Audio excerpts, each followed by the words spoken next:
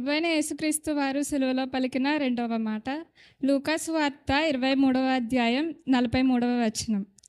అందుకాయన వానితో, నేడు నీవు నాతో కూడా పరదేశులో ఉందువని నిశ్చయముగా నీతో చెప్పుచున్నానను. అయితే ముందుగా యేసుక్రీస్తు వారు ఈరోజు ఎన్నో సంవత్సరాల క్రితం మన పాపములన్నిటిని బట్టి ఆయన సిలువ వేసి ఆయన తన ప్రాణమును అప్పగించిన రోజు. అయితే అతను అసలు ప్రాణాలు అప్పగించవలసిన అవసరం ఉందా? లేదు. ఆయన మన పాపములన్నిటి గురించి తన రక్తాన్ని చిందించి తన ప్రాణంలో అర్పించారు. అయితే ఆ యేసుక్రీస్తు వారు వేసిన శిలువ శిక్షలో మనం ముందుగా దాని గురించి ఆలోచిస్తే, ఆ కాలంలో రోమా సామ్రాజ్యం వారు పరిపాలించే అప్పుడు ఈ శిలువ శిక్ష అనే దాన్ని ఒక భయంకరమైన శిక్షగా వాళ్ళు ఎంచుకున్నారు. ఆ కాలంలో ఉన్న దేశద్రోహులకు, నేరస్తులకు ఈ శిక్షను వేసేవారు. అయితే ఈ శిక్షను వేసినప్పుడు వారిని ఎవరైతే శిక్ష వేస్తారో ఆ వ్యక్తిని ఒక పెద్ద చెక్క శిలువకు తన చేతులను, కాళ్ళను మేకలతో గుచ్చి వేలాడదీసేవారు. అయితే వారు మరణించేంత వరకు కూడా శిలువ పైన అందరి ముందు అలాగా వేలాడుతూ వాళ్ళకి ఎంత దప్పిక అయినా కూడా, వారికి శ్వాస తీసుకోవడానికి కూడా చాలా ఇబ్బందిగా ఉన్న పరిస్థితుల్లో కూడా వారు అలానే ఉండి మరణించేవారు.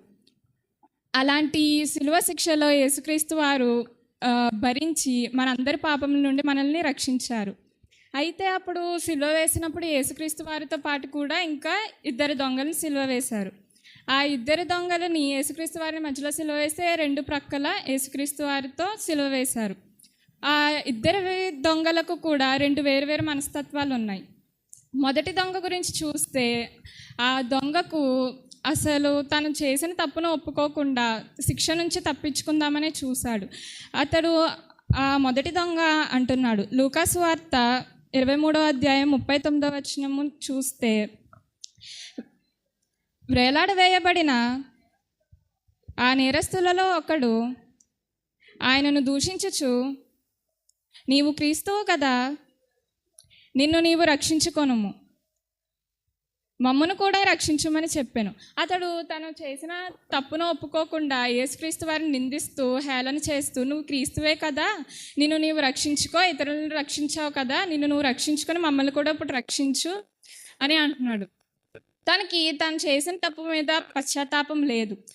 తను ఒప్పుకోకుండా ఎప్పుడు శిక్ష నుంచి తప్పించుకుందామా అని చూశాడు. కానీ రెండో దొంగ మాత్రం అలా కాదు. ఆ రెండో దొంగ తన తప్పును ఒప్పుకున్నాడు. తన తప్పును ఒప్పుకొని దేవుని దగ్గర పశ్చాత్తాపడి మొదటి దొంగని గద్దిస్తున్నాడు.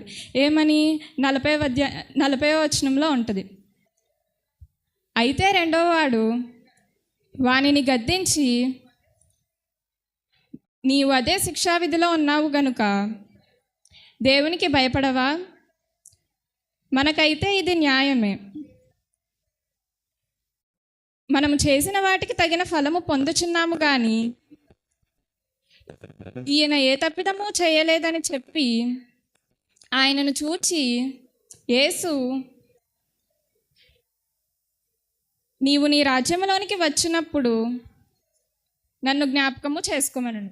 అతడు తను చేసిన తప్పును ఒప్పుకొని యేసుక్రీస్తు వారిని నమ్ముచున్నాడు.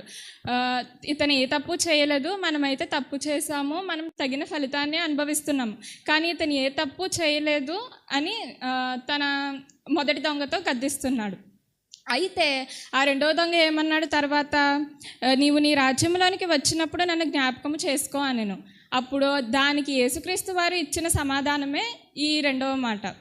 అందుకాయన వానితో, నేడు నీవు నాతో కూడా పరదేశులో ఉందువని నిశ్చయముగా నీతో చెప్పుచున్నానను. అయితే నేను ఈ రెండవ మాట నుంచి మీకు ఒక 3 విషయాలు చెప్పాలి అనుకుంటున్నాను. మొదటిగా, కృప ద్వారా రక్షణ. ఈ యేసుక్రీస్తు వారి సిలువలో పలికిన ఈ రెండవ మాట నుంచి మనం 3 విషయాలు తెలుసుకోవచ్చు. మొదటిగా, కృప ద్వారా రక్షణ. అక్కడ రెండవ దొంగ బాప్తిస్మం తీసుకోలేదు, చర్చికి వెళ్ళలేదు, ఏమీ మంచి పనులు చేయలేదు, తన జీవితం మొత్తం వాక్యానుసారంగా ఏం జీవించలేదు. కానీ తన జీవితం మొత్తం దొంగతనం చేస్తూ ఆ పాపంలోనే గడిపాడు. కానీ ఆ చివరి క్షణాల్లో అతను మారు మనసు పొంది యేసుక్రీస్తు వారి దగ్గర తన తప్పును ఒప్పుకున్నాడు. తన తప్పును ఒప్పుకోవడం వల్ల యేసుక్రీస్తు వారు వెంటనే అతన్ని క్షమించారు. అతనిపై కృప చూపి అతనికి రక్షణ అనుగ్రహించాడు. అదే ఎఫెసీయులకు 2వ అధ్యాయం 8వ వచనంలో మనం చూడవచ్చు. మీరు విశ్వాసము ద్వారా కృపచేతనే రక్షింపబడి ఉన్నారు. మనము మన పాపములో ఒప్పుకొని దేవుని యందు విశ్వసిస్తే ఆయన తప్పక మన యందు కృప చూపించి రక్షణ కలుగు చేస్తారు. అది మనం మొదటి విషయం ఈ 2వ మాట నుంచి తెలుసుకోవచ్చు. 2వ విషయం ఏమిటంటే నిజమైన పశ్చాత్తాపం. ఆ 2వ దొంగ తాను తప్పు చేశాడని ఒప్పుకున్నాడు. యేసుక్రీస్తు వారిని నమ్మాడు. యేసుక్రీస్తు రాజ్యంను నమ్మాడు. ఆయనే నిజమైన రక్షకుడు అని నమ్మాడు. కాబట్టి పశ్చాత్తాప పడడం అంటే మారు మనస్సు పొందడం. అప్పటి వరకు తను ఎన్ని పాపాలు చేసినా తన జీవితంలో తాను పశ్చాత్తాప పడినందువల్ల యేసుక్రీస్తు వారిని వెంటనే క్షమించారు. కాబట్టి మనము కూడా అప్పటి వరకు ఎన్ని పాపాలు చేసినా సరే ఆయన మనల్ని క్షమిస్తారు. ఎప్పుడు మనం విశ్వసించి ఆయన ఎంత పశ్చాత్తాపడ్డామంటే ఆయన మనల్ని ఖచ్చితంగా క్షమిస్తారు. అయితే ఇది 2వ విషయం. 3వ విషయం ఏమిటంటే క్షమాగుణం. ఆ 2వ దొంగ ఎన్ని పాపాలు చేసినా అప్పటి వరకు ఎన్ని పాపములు చేసినా సరే యేసుక్రీస్తు వారి దగ్గరికి వచ్చి తన పాపాలను ఒప్పుకొని పశ్చాత్తాపడడం వల్ల వెంటనే యేసుక్రీస్తు వారు తనకి నేడు నీవు నాతో కూడా పరదేశంలో ఉందువనే వాగ్దానాన్ని అనుగ్రహించారు. అతను ఏం చేశాడు? యేసుక్రీస్తు వారిని విశ్వసించి అతని పాపములను ఒప్పుకున్న వల్ల వెంటనే యేసుక్రీస్తు వారు నేడు నీవు నాతో కూడా పరదేశంలో ఉందువనే వాగ్దానాన్ని అనుగ్రహించాడు. మనం చూసినట్లయితే 1 యోహాను 1వ అధ్యాయం 9వ వచనంలో ఉంటుంది.